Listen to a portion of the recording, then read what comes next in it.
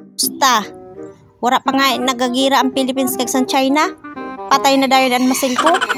Lalo pa kaya kung magira na. Kada kausad lang sininapitik, putok.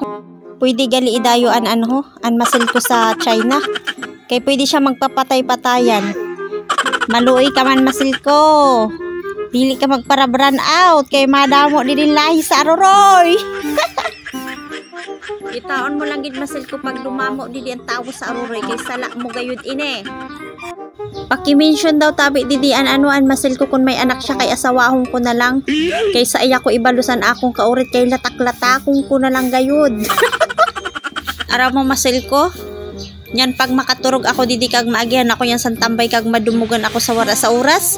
Sala mo gayo din eh. Kay sige kang kakapatay sindi dida. Kita kay adi dugod ako sa labas ng higda kay grabe init sa sulod. Sala mo gid ini kon madumugan didi si Queen of Vlog. Sunong ko gayud ikaw. Kagasawahon ko nan anak mo. Ara mo masel ko bagan ikaw siya. Kikitaon lang ako kadali tapos mahali na. Malipay kasi na. Dili po na malipay, dili po na nakakalipay. Oras na siguro para lumayas dito sa Aroroy Masbate. Makakanto na lang ako sa Mars. Sa mga kababayan ko, di na urit na sa masil ko, kadina ka mo.